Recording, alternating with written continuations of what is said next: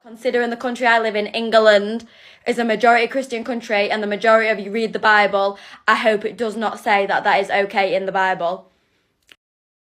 Berkembang pesatnya Islam di Inggris tampaknya telah membuat tidak nyaman beberapa kalangan. Utamanya kalangan Kristen nasionalis Inggris yang khawatir budaya Inggris akan luntur dan tergantikan oleh budaya Islam yang dibawa oleh para imigran. This country is one of the greatest Christian countries in history. If you want to know the heritage of this land, that heritage is Jesus Christ. Regardless of where they come from, regardless of what they believe, regardless of their demographic, creed, background, it is not welcome in Britain! Selain melakukan aksi protes di dunia nyata, kelompok ini juga kerap menyematkan komentar negatif terhadap konten-konten Islami di media sosial, khususnya TikTok. Hal ini pun akhirnya mendapat respons dari beberapa warga Inggris yang kontra terhadap pandangan mereka. How come every time Christians see an Islamic post, they're all in the comments like, at least my religion doesn't allow beating my wife and encouraging it. At least my religion doesn't encourage rape. At least my religion doesn't say it's okay to get with a 6-year-old. Considering the country I live in, England, is a majority Christian country and the majority of you read the Bible, I hope it does not say that that is okay in the Bible. Kekhawatiran kelompok nasionalis Inggris ini bermula dari fenomena menyusutnya jumlah penganut Kristen. Sementara Islam di sisi lain menunjukkan peningkatan yang konstan di Inggris. Britain is being taken over by Muslims. My country needs to go back to the way it was. What are you actually scared about? Let me tell you something.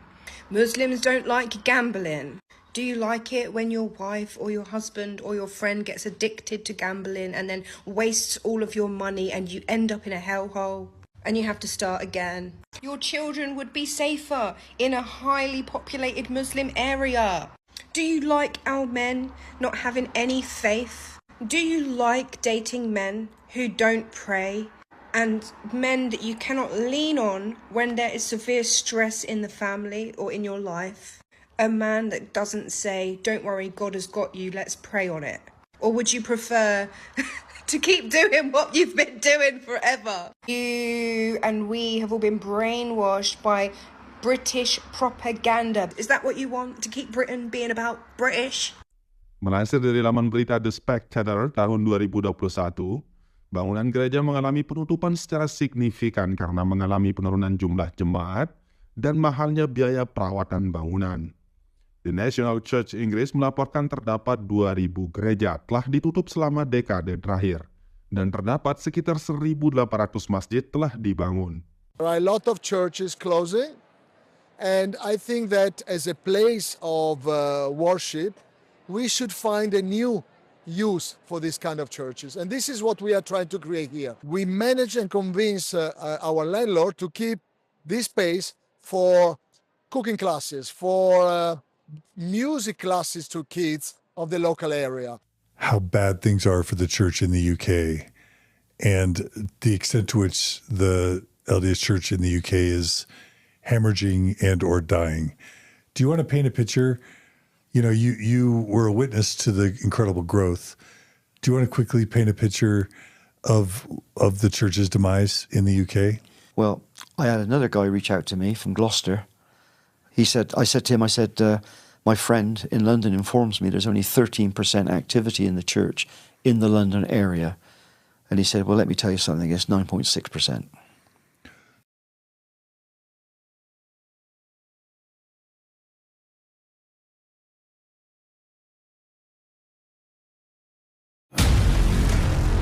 Akibat hoax Inggris Chaos, bagaimana kronologinya?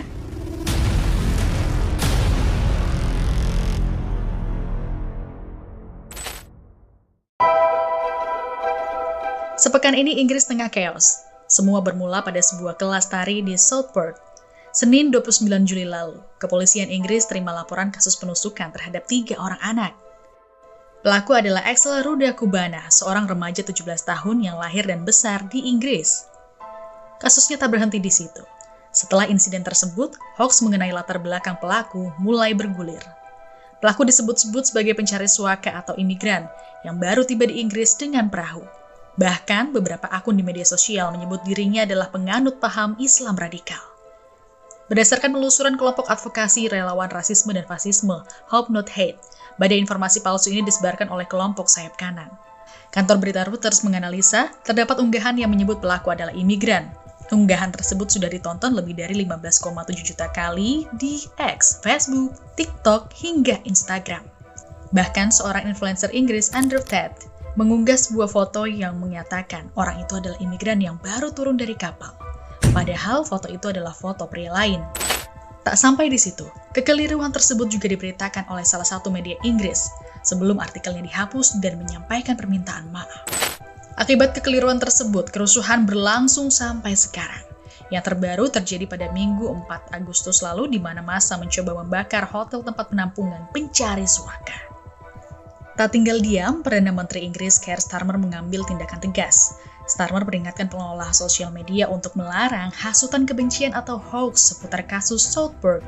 Ia tegaskan akan tegakkan hukum bagi yang melanggar. People in this country have a right to be safe, and yet we've seen Muslim communities targeted, attacks on mosques, other minority communities singled out, Nazi salutes in the street, attacks on the police, wanton violence alongside racist rhetoric. So no, I won't shy away from calling it what it is, far-right thuggery. Sejak kerusuhan pecah, polisi telah menangkap 378 orang yang terlibat dan diperkirakan akan terus bertambah. Imbas kerusuhan ini, warga muslim di Inggris takut untuk beribadah di masjid. Beberapa agenda pun turut dibatalkan. Bahkan, warga muslim yang berhijab ataupun bercadar sempat menerima ancaman pembunuhan hingga pemerkosaan. Untuk meredam kerusuhan ini, Perdana Menteri Inggris kemudian menggelar rapat kabinet darurat dengan kode COBRA, The Cabinet Office Briefing Rooms, pada Senin 5 Agustus lalu. I had a COBRA meeting this morning, which was an opportunity that I took to thank the police for their work over the last few days, to express my support for the police officers who have been injured and the communities impacted by this mindless thuggery.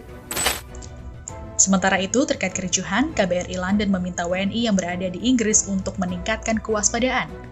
KBRI London juga mengimbau WNI untuk selalu ikuti arahan dari petugas berwenang dan diminta terus terhubung dengan komunitas WNI setempat. Terbaru, ada aksi tandingan. Ribuan warga menolak aksi kerusuhan anti-imigran di berbagai kota di Inggris dan turun ke jalan pada Rabu 7 Agustus. Para pengunjuk rasa anti-rasisme dan anti-fasisme itu menentang kekerasan ekstrim kanan yang membuat polisi melakukan pengamanan tingkat siaga tinggi.